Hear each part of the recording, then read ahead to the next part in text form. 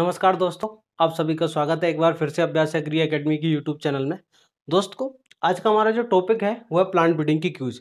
आप इस वीडियो को अंत तक देखना, इसमें बहुत ही इंपॉर्टेंट क्वेश्चन है जो कि एग्जाम में ज़्यादातर पूछे जाते हैं और बहुत को आपको बहुत सारी चीज़ें यहाँ पर नई नई सीखने को मिलेंगी। अगर आपका प्लांट ब्रीडिंग थोड़ा कमज़ोर है तो आपको यहाँ पर नई नई बहुत सारी चीज़ें, नए नए जो कंसेप्ट है वो देखने को मिलेंगे।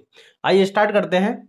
अगर आप प्लांट साइंस जेआरएफ से प्रिपरेशन करना चाहते हैं तो आप कर सकते हैं। नया बैच स्टार्ट हुआ, आप उसकी डेमो क्लासेस ले सकते हैं, यूट्यूब के अंदर चल रही है। पहला डेमो लेक्चर आ चुका है। दोस्तों, मेरा नाम है गिरिराज करार। मैं आपसे एक बार और फिर कहूँगा कि आप हमारे टेलीग्राम चैनल को जरूर ज्वाइन करें, क्योंकि यहाँ पर डेली 30 क्वेश्चन एमसीक्यू डाले जाते हैं, बहुत इंपॉर्टेंट क्वेश्चन जो कि हर एग्रीकल्चर कॉम्पिटिटिव एग्जाम्स के लिए महत्वपूर्ण है। इसकी लिंक इस वीडियो के डिस्क्रिप्शन में दी गई है।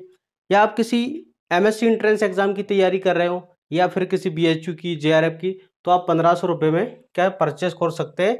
जो हमारे रिकॉर्डेड कोर्सेस है वो अवेलेबल है, आप वो परचेस कर सकते हैं। इसकी लिंक भी इस वीडियो के डिस्क्रिप्शन में दी गई है। या फिर आप आईबीपीएस एग्जाम की तैयारी कर रहे हैं, आप वो भी ले सकते हैं।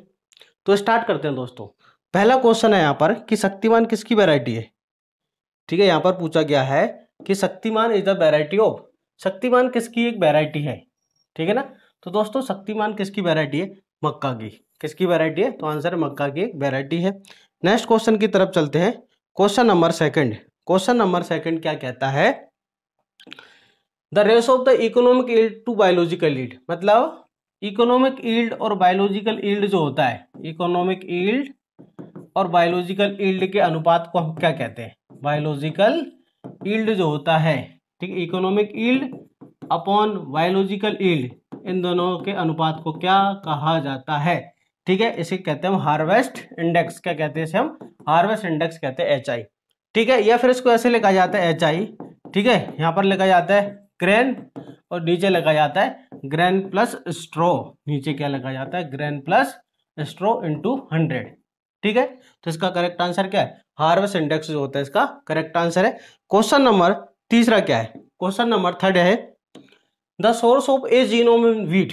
ठीक है, अब ये क्वेश्चन बहुत सारे स्टूडेंटों को समझ में नहीं आएगा। पहली बात तो ये क्वेश्चन क्या है, तो पहले आपको मैं बता देता हूँ कि आपसे कभी कभी एग्जाम में पूछा जा सकता है कि गेहूं जो होता है व्हीट, उसका जीनोम क्या होता है ना, उसका जीनोम क्या होता है। ये तो ये पूछा तो आपको बताना ए बी डी क्या होता है। गेहूं का जीनोम जो होता है A B D, A B और डी, ये होता है गेहूं का जीनोम। अब यहाँ पर ये पूछा गया है कि जो गेहूं होता है टिट्टिकम एस्टिवम, ठीक है, कौन सा? टिट्टिकम एस्टिवम आप सभी ने पढ़ा है, ये गेहूं होता है। ठीक है, व्हीट जो होता है यही होता है हेक्साप्लॉइड व्हीट, टिट्टिकम एस्टिवम। तो इसके अंदर जो ए बी डी है, ए का सोर्स क्या होता है? ए का सोर्स कैसे आया? क्योंकि आपको पता है ये क्या है, ये क्या होता है कि नेचुरल एलो हेक्साप्लॉइड है। ठीक है, ये क्या है? Allohexaploid. क्या है? एलो हेक्साप्लॉइड होता है। अब ये हेक्साप्लॉइड है तो इसका फॉर्मेशन कैसे हुआ है, तो आपको मैं बता देता हूं कैसे हुआ। देखिए, इसका करेक्ट आंसर है टिक्टिकम मोनोकोकम। कैसे हुआ? देखो कि टिक्टिकम मोनोकोकम का क्रॉस, टिक्टिकम मोनोकोकम का क्रॉस किसी अननोन स्पीसीज से हुआ है। प्रकृति के अंदर, नेचर के अंदर किसी अननोन स्पीसीज हुआ है, जिसका जो क्रोमोसोम नंबर था वो था 14। ठीक है, इधर इसका क्रोमोसोम नंबर ये था 14। इससे आया बी जीनोम, इस अननोन से आया, इससे आया ए जीनोम। ठीक है, इन दोनों का क्रॉस हुआ, बन गया टिक्टिकम टर्जिडियम। क्या बन गया? टिक्टिकम टर्जिडियम। ये है टेट्राप्लोइड, है ना। ये क्या होगा? 2n बराबर 28 हो गया। इसका एक बार और, ठीक है, किससे क्रॉस हुआ है? टिक्टिकम टाउची से। किससे? टिक्टिकम टाउची से इसका क्रॉस हुआ।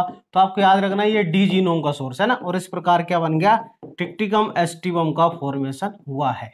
ठीक है, तो इसके अंदर 2n बराबर कितने? 42, और ये इसका जीनोम ए बी डी। ठीक है, तो ए जीनोम का सोर्स क्या है? ए जीनोम का सोर्स होता है टिक्टिकम मोनोकोकम, बी जीनोम का सोर्स एक अननोन स्पीसीज है, और डी जीनोम का सोर्स क्या होता है? टिक्टिकम टाउची होता है। क्लियर है? आप इसको नोट कर लेना, बहुत इंपॉर्टेंट है। क्वेश्चन नंबर अगला चलते हैं, question number fourth. Question number fourth क्या कहता है? A amphidiploid between Brassica nigra और ब्रेसिका कैम्पिस्ट्रिस। आप सभी ने पढ़ा होगा कि एक ब्रेसिका जो नगारू यू नाम के साइंटिस्ट हैं, नगारू यू, ठीक है, नगारू यू, इन्होंने एक ट्राइंगल दिया था ना, ब्रेसिका ट्राइंगल दिया था 1935 में, और बताया कि ब्रेसिका नाइग्रा और कैम्पिस्ट्रिस के जब हम क्रॉस कराते हैं तो किसका ओरिजिन होता है? तो किसका ओरिजिन होता है? ब्रेसिका जंसिया का ओरिजिन, ब्रेसिका जंसिया का ओरिजिन होता है। एक बार हम वो ट्राइंगल देख लेते हैं ना, एक बार हम वो ट्राइंगल देख लेते हैं। कैसे, क्योंकि आपको एग्जाम में पता होना चाहिए कि वो ट्राइंगल क्या है, उससे कैसे क्वेश्चन पूछे जाते हैं। तो इधर देखिए आप, यहाँ पर अपन ट्राइंगल बनाते हैं, तो ब्रेसिका नाइग्रा है ना, ये तीन स्पीशीज का आपस में क्रॉस हुआ है, ब्रेसिका ओलेरेसिया है ना, ब्रेसिका ओलेरेसिया, ठीक है, और ब्रेसिका कैम्पेस्ट्रिस, ब्रेसिका कैम्पेस्ट्रिस, इन तीनों का आपस में क्रॉस हुआ है। ये जो है इसका n 2n बराबर कितना होता है, इसका 2n बराबर होता है 16, तो n बराबर कितना होगा इसका 8 होता है। इसके पास होता है डबल बी 0, ठीक है। इसका जो होता है 2n बराबर होता है कितना, इसका 2n बराबर कितना होता है इसका 18, तो n बराबर कितना होगा 9, इसके पास होता है डबल सी, इसका होता है 2n बराबर 20, n बराबर होगा 10, और इसका होता है डबल ए जीनोम। अब ब्रेसिका नाइग्रा और ब्रेसिका ओलेरेसिया का आपस में क्रॉस हुआ, तो वहां बनता है ब्रेसिका कैरिनाटा। क्या बनता है, ब्रेसिका कैरिनाटा बनता है। तो इसमें देखो क्रोमोसोम कितने होंगे, इसके 8, इसके 9, कितने हो गए 8 और 9 17, और 17 दूनी 34, तो इसका क्रोमोसोम नंबर होता है 34। इसका जो जीनोम होगा वो क्या होगा, डबल, इसका जो जीनोम होगा क्या होगा, इधर से डबल भी आया है, ठीक है ना, तो डबल बी, और इसके बाद एक भी आएगा ना, और सी, तो आप बी सी याद रख लेना, बी सी इसका क्या होता है, बी सी, या फिर डबल बी डबल सी। अब इन दोनों के बीच क्रॉस हुआ तो बन गया ब्रेसिका नेपस। क्या बन गया, ब्रेसिका नेपस। इसका क्रोमोसोम 2n बराबर कितना होगा 10, और 9 कितने होते हैं 10 और 9 19, 19 दूनी 38, इसके कितना होगा 38, ठीक है। और इसका क्या होगा ए बी, इसका जीनोम ए बी या डबल बी। जब ब्रेसिका नाइग्रा और ब्रेसिका कैम्पेस्ट्रिस में क्रॉस होता है तो ब्रेसिका जुनसिया बनता है, ब्रेसिका जुनसिया। 2n बराबर कितना होगा 36, ठीक है, 8 और 10 कितने होता है 18, 18 दूनी कितने होता है 36, और इसका होगा बी और ए बी, इसका जीनोम क्या होगा ए बी। जिस प्रकार से ये ट्राइंगल होता है आपको याद रखना है, सभी के क्रोमोसोम नंबर याद रखना है, आपको सभी का जीनोम याद रखना है, ठीक है। सभी का n बराबर कितना होता है, 2n बराबर कितना होता है, ये आप सभी को याद रखने हैं। नेक्स्ट क्वेश्चन की तरफ चलते हैं। देखो नेक्स्ट क्वेश्चन क्या है, ठीक है। नेक्स्ट क्वेश्चन है, who made first intergeneric cross between the bread wheat and rye. Bread wheat and rye के बीच सबसे पहली बार इंटरजेनेरिक क्रॉस किसने बनाया, तो रिम्पू ने। किस वैज्ञानिक ने, रिम्पू ने 1890 के अंदर, ठीक है। स्वीडन के वैज्ञानिक थे, स्वीडन के वैज्ञानिक रिम्पू ने सबसे पहले क्या बनाया, इंटरजेनेरिक क्रॉस। कौन, टिटिकल। जब हम व्हीट और राई के बीच क्रॉस कराते हैं, ठीक है, तो क्या बनता है, टिटिकल। क्या बनता है, टिटिकल बनता है। तो टिटिकल क्या है, टिटिकल दुनिया का पहला फर्स्ट इंटरजेनेरिक हाइब्रिड है। क्या है, इंटरजेनेरिक हाइब्रिड है, ठीक है। क्या है, इंटरजेनेरिक हाइब्रिड है, याद रखना क्या है, इंटरजेनेरिक हाइब्रिड है, दुनिया का पहला। अब ये समझना है कि इंटरजेनेरिक हाइब्रिड क्या होता है, कि जब हम दो डिफरेंट जीनस के बीच क्रॉस कराते हैं, एक ही फैमिली के दो हम जब डिफरेंट जीनस के बीच क्रॉस कराते हैं तो इसको क्या कहते हैं, इंटरजेनेरिक। इसका साइंटिफिक नेम क्या होता है, देखो टिक्टिकम एस्टिवम, ठीक है। इसका सिकल सेल आपने पढ़ा होगा सभी ने, तो इसका टिक्टिकम, इसका सिकल। तो जब दोनों की फैमिली की है, फैमिली क्या ग्रैम नहीं, जब एक ही फैमिली के दो डिफरेंट जीनस के बीच क्रॉस कराते हैं तो उसे क्या बोलते हैं, इंटरजेनेरिक क्रॉस कहते हैं। तो दुनिया का पहला इंटरजेनेरिक क्रॉस किसने बनाया, तो 1890 के अंदर स्वीडन, ठीक है। किसने बनाया, रिम्पू ने, ठीक है। अब नेक्स्ट क्वेश्चन की तरफ चलते हैं। क्वेश्चन नंबर 6, क्वेश्चन नंबर 6 क्या कहता है, हाईएस्ट यूनिफॉर्म प्रेजेंट, ठीक है, हाईएस्ट यूनिफॉर्म। ये जो क्वेश्चन है हमारी टेस्ट सीरीज का था, और ये एडीए के अंदर आया हुआ था, एमपीपीएससी एडीए में आए होते, ये टेस्ट सीरीज का क्वेश्चन था कि हाईएस्ट यूनिफॉर्मिटी आपको किस क्रॉस में नजर आएगी। सबसे ज्यादा जो यूनिफॉर्मिटी एक जैसे प्लांट होते हैं वो किस में होते हैं, सिंगल क्रॉस। याद रखना सिंगल क्रॉस जो होते हैं उसमें सबसे ज्यादा क्या होती है, यूनिफॉर्मिटी होती है। अब हम यहाँ पर समझ लेते हैं क्या होता है, कि सिंगल क्रॉस का मतलब होता है कि जब हम इनब्रिड्स, दो इनब्रिड के बीच क्रॉस कराते हैं तो उसे क्या बोलते हैं, दो इनब्रिड्स के बीच क्रॉस कराना, सिंगल क्रॉस, ठीक है। डबल क्रॉस क्या होता है, और एक थ्री वे क्रॉस होता है। तो देखो थ्री वे क्रॉस क्या होता है, समझना आप, जब हम तीन इनब्रिड लेते हैं, एक सिंगल क्रॉस इनटू इनब्रिड के बीच क्रॉस कराते हैं, इसको बोलते हैं डबल क्रॉस। जब हम दो सिंगल के बीच क्रॉस कराते हैं, जब हम दो सिंगल क्रॉस के बीच क्रॉस कराते हैं तो इसे क्या बोलते हैं, हम डबल क्रॉस कहते हैं। मल्टीपल, मोर देन फोर इनब्रिड्स, ठीक है। देखो पहले समझो, ए क्या है, ए या ना ए बी सी डी से हम रिप्रेजेंट कर रहे हैं, एक इनब्रिड है, ठीक है, एक इनब्रीड है ना, बी एक इनब्रीड है, सी एक इनब्रीड है, ठीक है, सी एक क्या है इनब्रीड, ये सब क्या इनब्रीड है, डी एक इनब्रीड है, ये सब क्या है इनब्रीड। जब हम दो इनब्रीड के बीच क्रॉस कराते हैं, जैसे दो इनब्रीड के बीच हमने ए इंटू बी के बीच क्रॉस कराया, तो मतलब दो इनब्रीड के बीच क्रॉस कराया तो इसको क्या बोलेंगे, सिंगल क्रॉस। जब हमने एक सिंगल, ये ए इंटू बी क्या हो गया सिंगल, जब हम सिंगल क्रॉस इंटू एक दूसरा इनब्रीड, कहने का मतलब टोटल इनब्रीड कितने हैं, तीन, यहाँ पर ए बी सी, ये वाला जो है इसको क्या रिप्रेजेंट कर रहा है, सिंगल क्रॉस। जब हम सिंगल क्रॉस और इनब्रीड के बीच क्रॉस कराते हैं थ्री वे क्रॉस कहते हैं। जब हम दो इनब्रीड, दो सिंगल क्रॉस, एक सिंगल क्रॉस एक सिंगल क्रॉस, सिंगल क्रॉस का मतलब दो इनब्रीड, तो यहाँ पर दो इनब्रीड है, इसका मतलब क्या है, दो इनब्रीड का मतलब है कि यहाँ पर किसके बीच, ये देखो दो इनब्रीड सिंगल क्रॉस, यहाँ पर दो सिंगल, मतलब दो सिंगल क्रॉस के बीच क्रॉस कराना क्या कहलाता है, डबल क्रॉस कहलाता है। ठीक है, बहुत इंपॉर्टेंट है ये क्वेश्चन, आपको याद रखना है। नेक्स्ट क्वेश्चन की तरफ चलते हैं, क्वेश्चन नंबर 7। क्वेश्चन नंबर 7 क्या कहता है, क्वेश्चन नंबर 7 पूछता है कि डबल टॉप क्रॉस क्या होता है ना। अब हमको ये समझना होगा कि डबल टॉप क्रॉस क्या होता है। ठीक है, देखो समझो, पहले अपन समझते हैं टॉप क्रॉस क्या होता है। पहले क्या समझते हैं, टॉप क्रॉस, एग्जाम में बहुत ज्यादा पूछा जाता है, टॉप क्रॉस क्या होता है ना। टॉप क्रॉस का मतलब होता है कि जब हम इनब्रीड का क्रॉस, किसका, इनब्रीड का क्रॉस किसी ओपन पॉलिनेटेड वैरायटी से कराते हैं तो इसे क्या बोलते हैं हम, तो इसे टॉप क्रॉस कहते हैं। डबल टॉप क्रॉस का मतलब होता है कि जब हम किसी सिंगल का क्रॉस, सिंगल क्रॉस जो है का, इसका क्रॉस किसी ओपन पॉलिनेटेड वैरायटी से कराते हैं। सिंगल का मतलब क्या होगा, ए इंटू बी, ए इंटू बी का क्रॉस किसी ओपन पॉलिनेटेड वैरायटी से कराओगे तो इसको क्या कहते हैं, डबल टॉप क्रॉस। तो यहाँ पर करेक्ट आंसर क्या हो जाएगा, ये करेक्ट आंसर ही हो जाएगा। नेक्स्ट क्वेश्चन की तरफ चलते हैं, क्वेश्चन नंबर 8।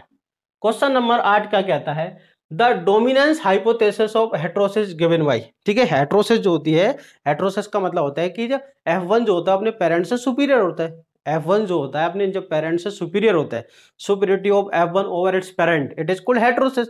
तो हेटेरोसिस को समझाने के लिए बहुत अलग अलग क्या दी, हाइपोथेसिस दी। ठीक है, तो एक डोमिनेंस हाइपोथेसिस है, ये किस वैज्ञानिक ने दी है, तो आपको याद रखना है डेवनपोर्ट। किसने दी है, डेवनपोर्ट वैज्ञानिक के द्वारा ये हाइपोथेसिस दी गई है। ठीक है, नेक्स्ट क्वेश्चन की तरफ चलते हैं, क्वेश्चन नंबर है अपना 9।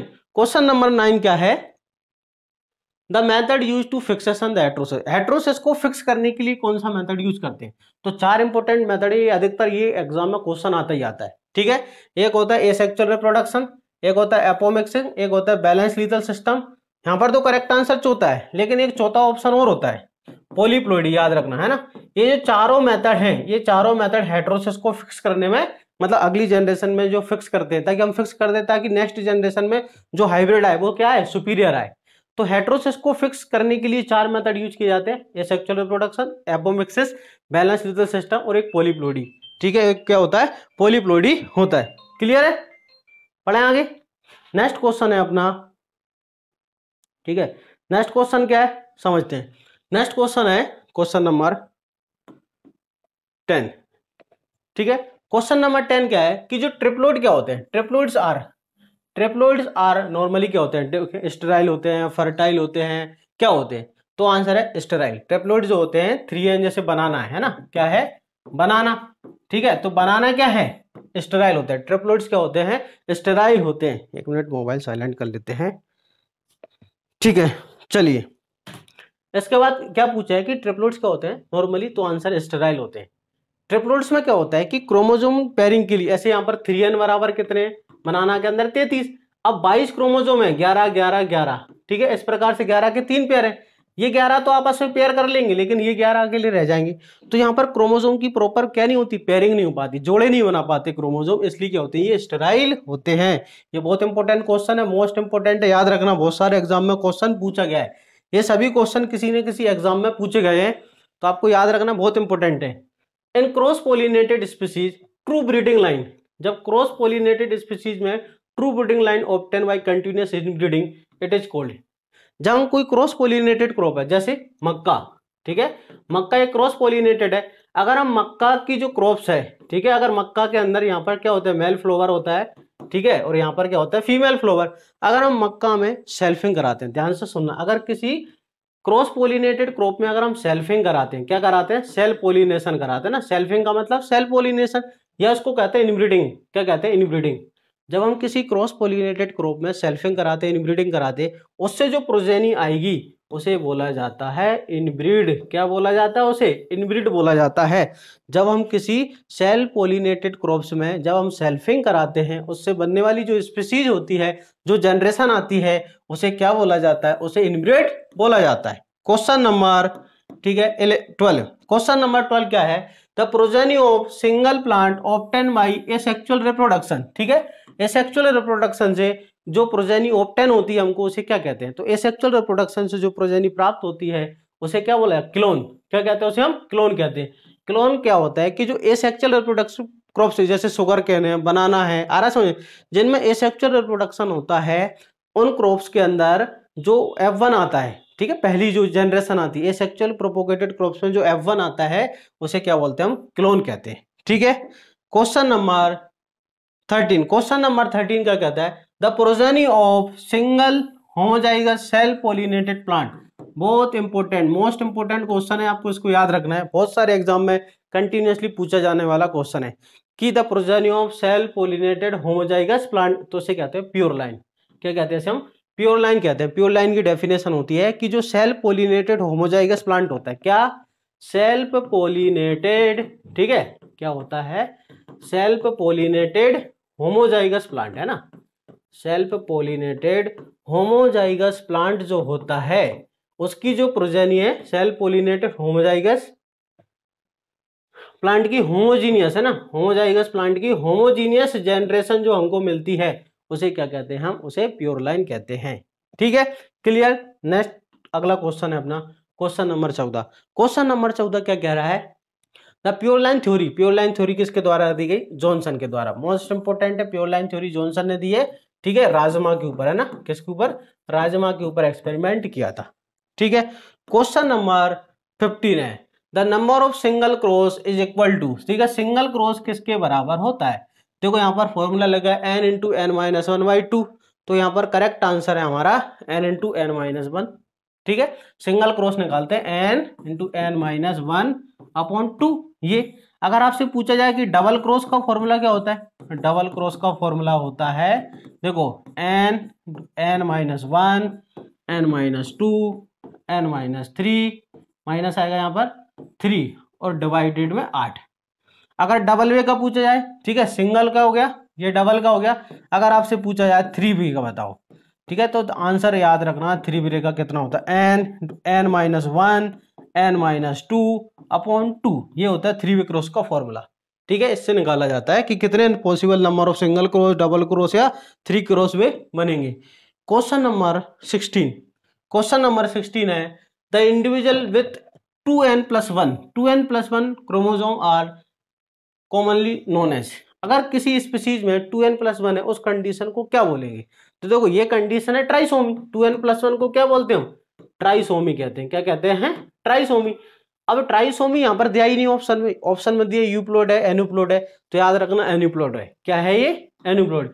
एन्यूप्लोइड के टाइप होते हैं ट्राइसोमी, ठीक है ना। ट्राइसोमी का मतलब 2n+1। इसके बाद टेट्रासोमी, ठीक है, टेट्रासोमी। टेट्रासोमी का टाइप होता है 2n+2।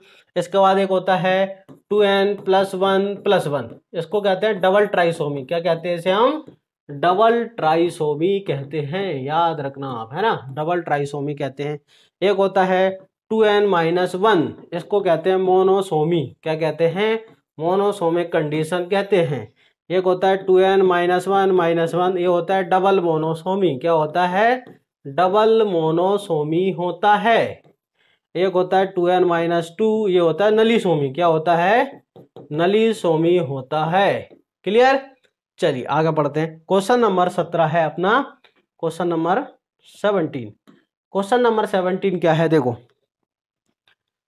The pollination and fertilisation is an unopen flower. ठीक है, अनओपन फ्लोवर वर्ड्स के अंदर अगर पोलिनेशन फर्टिलाइजेशन होता है इसे क्या कहते हैं? ये भी बहुत ही ज्यादा महत्वपूर्ण प्रश्न है, बहुत सारे एग्जाम में कंटिन्यूअसली पूछे जाने वाला प्रश्न है।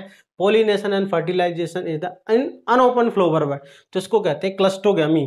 क्लस्टोगैमी जो होती है कि जब फ्लोवर अभी ओपन ही नहीं हुआ, फ्लोवर ओपन से पहले ही क्या हो गया?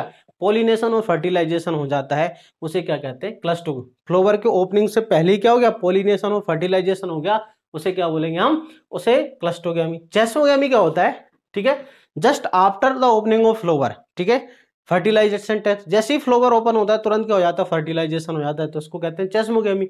ये इसके बाद डाइकोगेमी, ठीक है, डाइकोगेमी का मतलब होता है कि जो मैच्योरेशन टाइम होता है, ठीक है, जो मेल फीमेल फ्लावर का जो मैच्योरेशन टाइम होता है वो क्या होता है, different. The maturation time of male and female flowers is different, is called dichogamy. Homogamy का मतलब क्या होता है कि जब male female flower same time पर मैच्योर होते हैं, जब मेल फीमेल फ्लावर जो होते हैं सेम टाइम पर, maturation time of male and female parts जो होते हैं अगर वो सेम टाइम पर मैच्योर होते हैं तो उसे होमोगेमी कहते हैं। यहाँ पर डिफरेंट टाइम पे होते हैं, तो यहाँ पर दो तरह की कंडीशन क्रिएट होती है, एक होती है प्रोटोएंड्रस, प्रोटोएंड्रस, और एक कंडीशन होती है प्रोटोगाइनस। क्या होती है, प्रोटोगाइनस, ठीक है।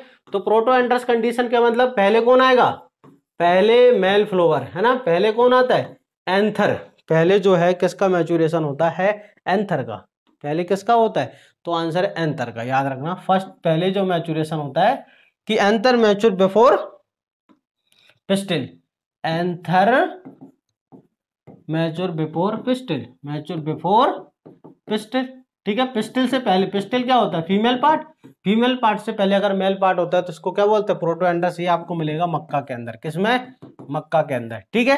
प्रोटोगाइनस का मतलब जब फीमेल पार्ट पहले मैच्योर हो, पिस्टिल मैच्योर बिफोर एंथर, इसे कहते हैं हम प्रोटोगाइनस। जब फीमेल पार्ट पहले और मेल पार्ट बाद में, तो ये आपको मिलेगा बाजरा में, किसमें मिलेगा, बाजरा में, ठीक है।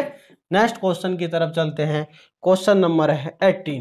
क्वेश्चन नंबर 18 क्या कहता है, genetic improvement of crop plants through the manipulation of chromosome.